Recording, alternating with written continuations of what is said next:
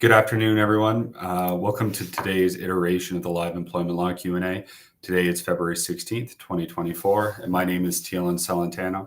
I'm an associate and employment lawyer with Samfiru, Tumarkin, LLP, based out of our Toronto office. If you have any questions related to any employment issues, feel free to ask your questions directly, and I'll do my best to answer them live.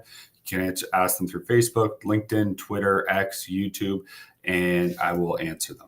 You can also go to our website, employmentlawyer.ca, email us at help@employmentlawyer.ca, or give us a call at 1-855-821-5900. I'd like to start today by talking about two things. First, the return to work report that was recently released by the Financial Post. So the Financial Post recently did a piece on a study that was done by the Katz Graduate School of Business, which is based at the University of Pittsburgh. So that study was based on, they studied 137 S&P 500 companies. All the companies were American, but in there they articulated that coming back to the office doesn't boost profits, nor does it cause stocks to go up. So a lot of things like this, these return to work mandates we've been seeing for the past 2 years, really, since the COVID pandemic has wound down and end, have spurred on a lot of questions. The main one being, can my employer force me back to work after I've worked from home? So, like always, the answer to that question depends, and it depends on whether or not working from home is a term of your employment, so an agreed upon term. So, if you're an employee who worked from home throughout your whole tenure, right? So maybe you got hired in, let's say, 2021 at the height of the pandemic. And when you were hired, you were told it's a full-time work from home position, and it said so in your contract, and it said so in the job posting that you applied to. Now, if the company attempts to force you to return to work and says, hey, I know we initially hired you as a return to work, as a work from home employee, but for business reasons, we decided that everyone needs to come back in the office. Well, then now they're changing a term of your employment, right? And where you work, working from home or in an office, is likely considered a substantial term of your employment, especially if going into that office would require quite a bit of travel time and lost time in your day. So in such a case, as always, when an employer makes a unilateral change to the terms of an employee's employment, the employee has a right to treat that change as a constructive dismissal. Excuse me. What is a constructive dismissal? Well, a constructive dismissal is when an employer shows that it no longer wishes to be bound by the terms of its original contract, and the employee is therefore allowed to treat their employment as having been terminated without cause and pursue severance.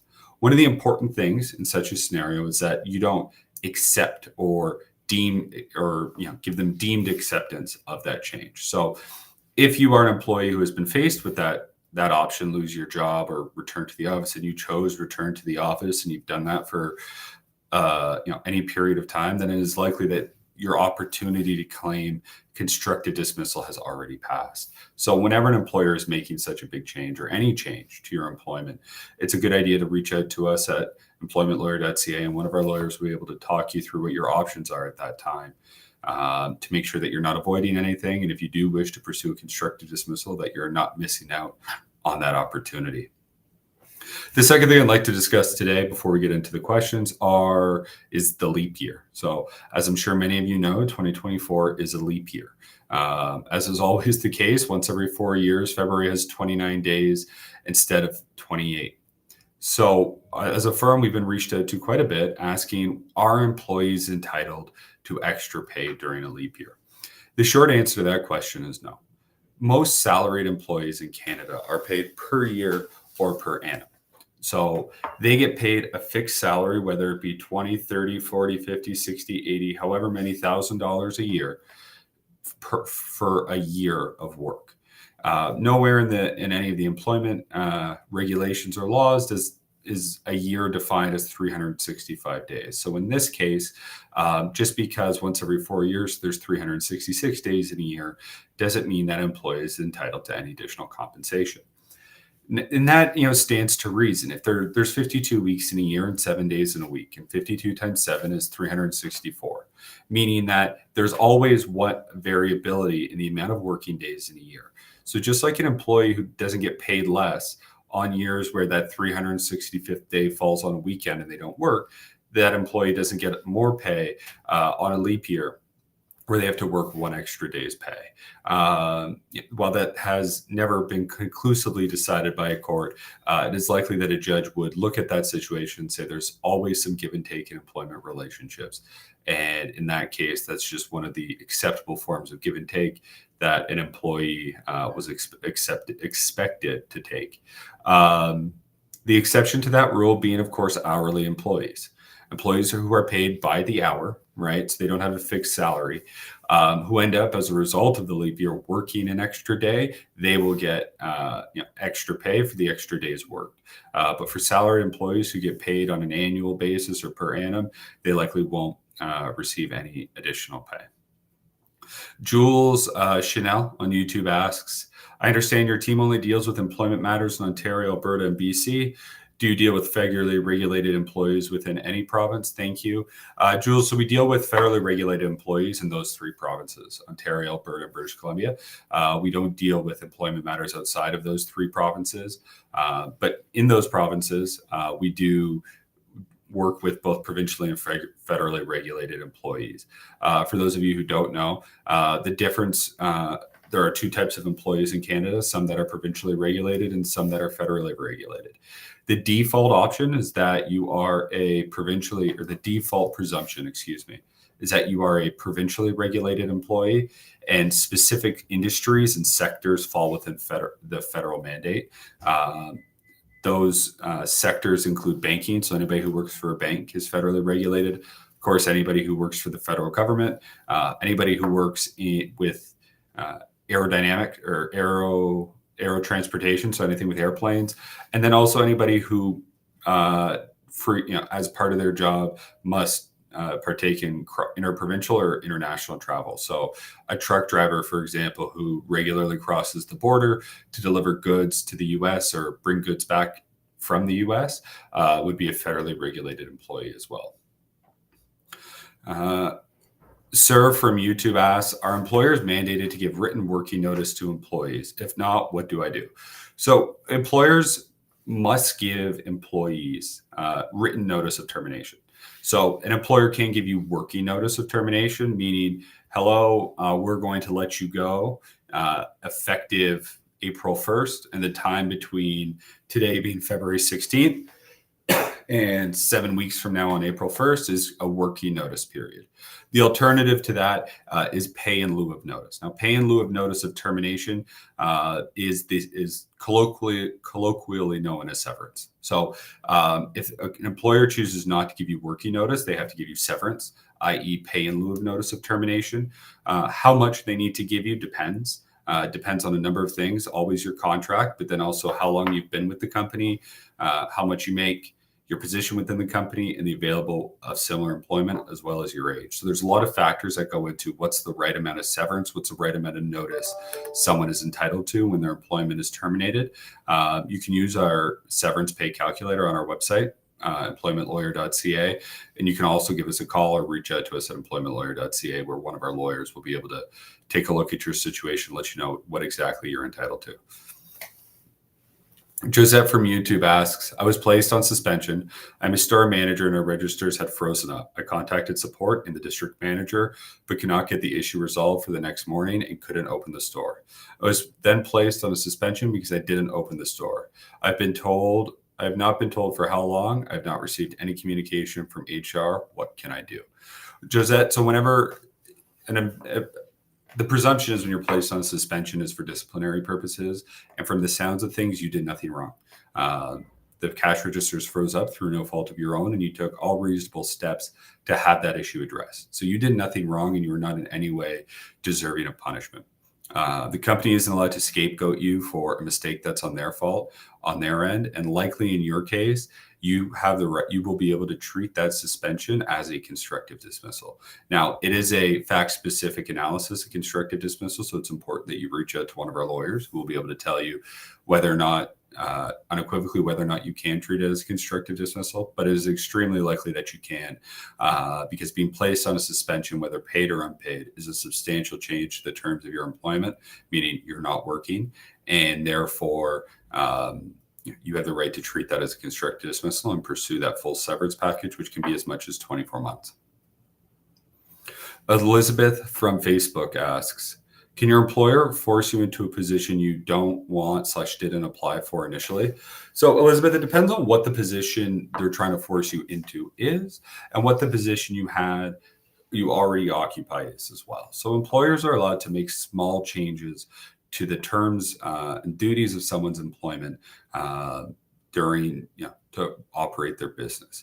A classic example we always use is if you're an accounts payable clerk at a company, have been that for 10, 15 years, and they need to transition you into being an accounts receivable clerk, then they're allowed to do that. Or if they want to add one small duty to your job and take away another one, they're allowed to do that. Our courts recognize that it's not their place to tell companies how to operate, and that the business necessitates making small changes to someone's employment in order to continue making money.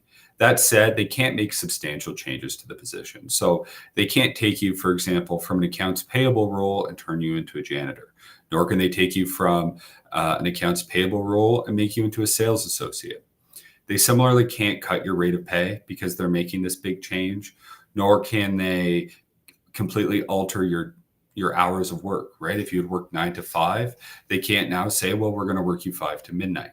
So there are parameters and there are limits on what employers are allowed to change.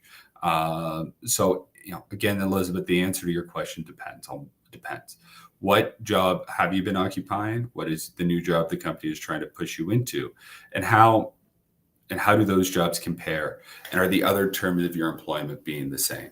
If the jobs are somewhat similar, again, accounts payable versus accounts receivable clerk, with the same hours and same rate of pay and same expectations, then it's likely that they can make it. But if there are other big significant changes, the nature of the job is completely changing.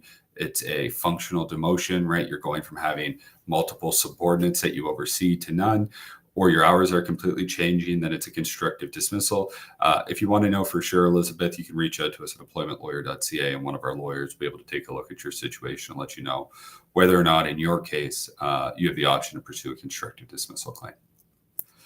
Kathy from Facebook asks, can an employer terminate you, or can they end your extended benefits while you are in litigation against a disability claim denial with your company's insurance provider? So, Kathy, what I think you're referring to, what I think the situation you're describing is you've applied for disability benefits, whether long-term or short-term disability benefits, and for whatever reason, the insurance company has wrongly denied you. As a result of that denial, the company is taking the position that you should return to work, and because you're not returning to work, they're terminating your employment and or your extended health benefits. So in the short answer of it is no, they can't do that. I think in a case like this, it's important for you to, one, reach out to us, and one of our lawyers will be able to help you out both with your disability claim denial and your employment matter. Not only do we practice employment law, our firm also practices quite a bit of long-term disability litigation. The website disabilityrights.ca is right there on the screen. So reach out to us. And because of our two main practice areas and the close nexus between the two, we're quite adept at navigating these situations. Reaching out to your employer and telling them that you are currently unable to work and the process of appealing that denial would be a good idea, as would be providing a doctor's note saying you can't work to your employer. And if the company nevertheless chooses to terminate you, then you absolutely would have a claim for severance. One other thing that may be happening, and again, I haven't spoken with you, Kathy, so I'm not sure what the full scope of this is, but when an employee is disabled and is no longer able to return to work, and there's no foreseeable return to work at any time in the future, well, then at that point, the employee's termination is deemed to have been frustrated. Well, it's exceedingly rare for this to happen. It does happen. And in such situations, if the employment relationship ends, right? So frustration of contract exists in every area of law, not just employment law. And when an employment contract is frustrated, the employee is entitled to their minimum statutory entitlements under the Employment Standards Act. which includes not only termination pay and severance pay, but also benefits continuance, pension benefits continuance, and every other benefit that you had. So again, the cases that deal with LTD denials or disability claim denials and work oftentimes get very complicated. So if you haven't retained a lawyer, you absolutely should, to deal with both the appeal of the disability claim, but as well as your employment issue. Our firm will be able to help out with both. Sheila on YouTube asks, I work for a company. I'm non-unionized. I've worked for 11 plus years, currently in a new role for a year and a half. I have had a lot of sick days and just returned from medical leave. Just received a negative review. So Sheila, it depends on what the negative, it looks like your comment got cut off after negative review that. But based on the looks of it, it seems like your review, the reason for your negative review is at least in part due to you missing so much time due to an illness. That is not fair. That is not correct. The company is not allowed to penalize you in any way for taking a medical leave, for being disabled, for being sick. So in a case like yours, Sheila, I think the best thing to do would be to put in writing your response to your performance review. That the reason, most of the reasons, whatever they may be for your alleged poor performance or negative review is due to your medical leave and the complications associated with that. It's best to put that in writing and discuss it with your company and with your supervisor, and then try to have them revise it. If they're unwilling to do that and they subsequently try to rely on this negative performance review in order to establish cause for termination on the basis of poor performance, it's extremely unlikely that they would be successful, and it's likely that you would also be entitled to additional damages for breaches of your human rights under the Ontario Human Rights Code.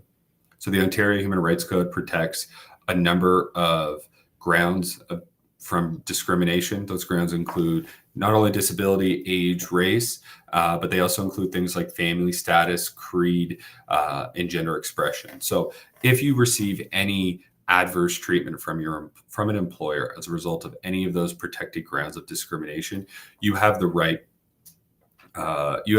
to file a claim and get damages for injury to your feelings, dignity, and self-respect. So Sheila, definitely respond in writing. And if the company tries to rely on that to establish cause, then you may also be entitled to additional damages. What is just cause? So just cause is a legal principle that says, the employee has done something so poorly that they can be let go without payment of any severance. Our courts have said that termination for just cause is the capital punishment of employment law, and that language is inflammatory on purpose. So just like capital punishment is only justifiable in the most extreme instances of crime, termination for just cause is only justifiable in the most extreme instances of workplace misconduct. So generally, if someone wants to terminate an employee's employment for performance-related cause, that employee needs to be given multiple warning letters. They need to be put on a performance improvement plan. That performance improvement plan needs to have objective, measurable, and attainable goals. And the company has to work with that person. The company has to work with that person in order to try and get them to improve. So even whenever an employer tries to establish performance-related cause, it's always important that that person reaches out to a lawyer, an employment lawyer, because it's very unlikely that the company actually did have cause. Lily on YouTube asks, I have a manager that has been coming down on me hard for making it difficult to do my work because I feel like I'm being forced out. I'm wondering if an employer can ask you what symptoms you're having when you're calling in sick, telling her you cannot make it in because you're feeling unwell. So Lily, if it's just an off day, right? So if it's just one day of the week where you can't make it in, no, the company doesn't have the right to know what's wrong. Even if it's a more long-term absence, a week, a month, multiple months, the company doesn't have the right to know what exactly is wrong. They only need to know but they can ask for a medical note, a doctor's note that says you can't return to work at this time.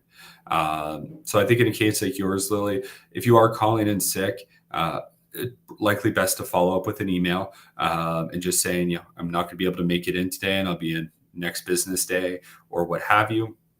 And if you feel like the company is forcing you out and is trying to force you to resign, it's likely best for you to start keeping track of those efforts, right? I understand that a lot of situations like that are passive, right? They're passive aggressive rather than overtly aggressive, but still keeping a record of everything that's going on can oftentimes help. And if it comes to the point where the workplace has become so toxic that you can no longer work there, at that point, you may be able to pursue a constructive dismissal claim. You can pursue a constructive dismissal claim on the basis of a poison and toxic work environment. While those cases are generally difficult, they are possible. So if you feel like your employer is pushing you out, then it may be time to reach out to us at employmentlawyer.ca. Karim on YouTube asks, does severance pay include any back pay or unpaid overtime? So Karim, the short answer is no, because those are two separate things. So any back pay or unpaid overtime you're entitled to is considered unpaid wages, right? So they're, wages you've earned, wages you've already worked for that you should have been paid. Whether it was because the company has just chosen not to pay it out or because there was some type of agreement where you carry forward your overtime. When you are let go, you are entitled to that. And that is not considered severance. Now, it is still something you're entitled to when your employment is terminated.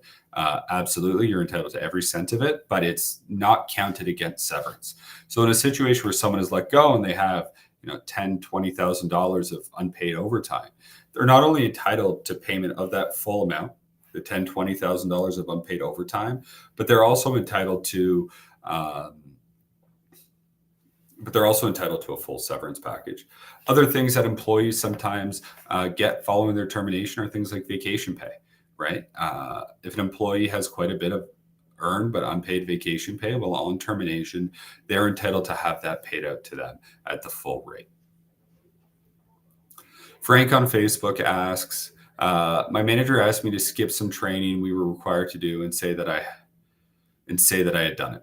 I'm worried that if something happens or if the plant manager finds out, I will be in trouble. What should I do? Frank, I think in a case like that, it's important to get the request from your manager in writing, right? If your manager is telling you not to attend training, then don't attend training, but confirm it in writing. If he's unwilling to send you an email confirming it, then sending an email to him or her saying, as you've instructed, I will not attend the training. With that being said, at no point should you ever falsify documents or lie, right? So if he's asking you to lie and say that you did do the training, even though you haven't, absolutely don't do that. Lying is one of the few times where courts do come down hard on employees. That element of trust between an employer and employee is paramount to the relationship. And when that trust is broken, can justify a termination for cause and no severance paying. So if your manager wants you to skip it, your direct supervisor wants you to skip the training, Frank, then confirm it in writing, but also tell him that you won't be lying about it, that you won't be falsifying any documents or signing any certification saying you did the training.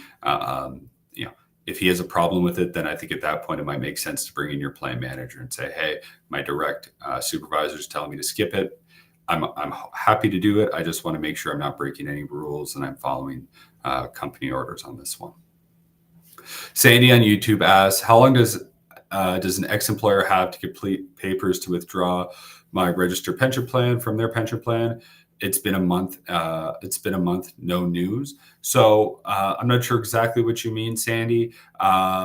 If it's just withdrawing you and then allowing you to transfer the money from whomever the RPP, the pension plan was with, to your own provider, oftentimes the employee has to do that on their own. So they have to reach out to whether it's Sun Life, Manulife, or whomever the pension plan is with and request the transfer themselves. Now, if you want the paperwork or don't have the contact information, then it's best to reach out to the company. Now, if this is a case where you've just been waiting for them to send you everything and they just haven't, make sure you're following up via email And then if they still don't do it, then at that point you can reach out to us at employmentlawyer.ca and we'll be able to facilitate that. But I think, the first instance, asking for the information from the employer and going from there. The plan people are waiting for papers, are waiting for the employer to fill out the papers. So in that case, following up with the employer, it's been a month. It's obviously been quite a bit of time. And if in a couple of weeks they still haven't done it after you've followed up, and the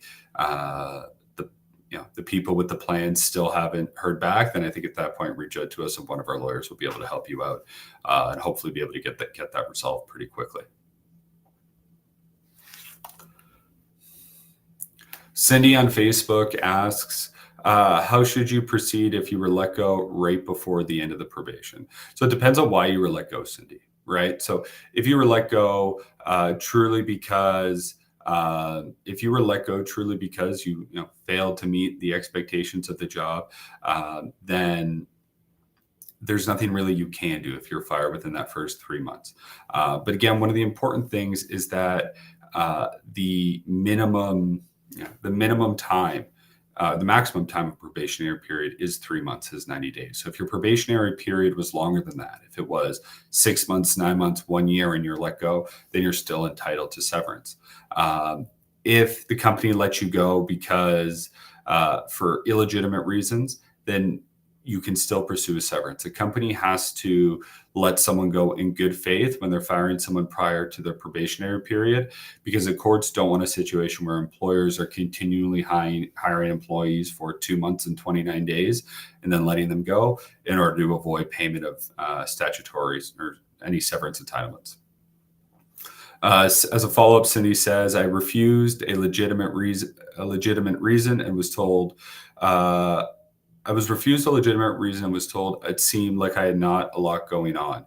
So Cindy, it doesn't sound like there was a good faith effort there, and they terminated you under false pretenses. So in a case like that, you're likely still entitled to severance. As I've said a couple of times today, and I say in all of these, how much severance you're entitled to just depends on the terms of your employment. With that being said, short service employees like yourself are oftentimes entitled to larger than would otherwise be expected severance packages. So I think you should absolutely reach out to us at employmentlawyer.ca. One of our lawyers will be able to take a look at it, at your employment situation, and let you know what your rights are going forward. So that's all my time for today. Thank you, everybody, for joining me. Again, my name is Teilen Celentano. I'm an employment lawyer and associate with Samfiru, Tumarkin, LLP. Our next live employment law Q&A is on Wednesday, February 21st at 1 p.m. with Lior. If in the meantime you have any questions that you would like answered, you can always email us at help@employmentlawyer.ca. Thanks, and I hope you all have a great long weekend. Bye-bye.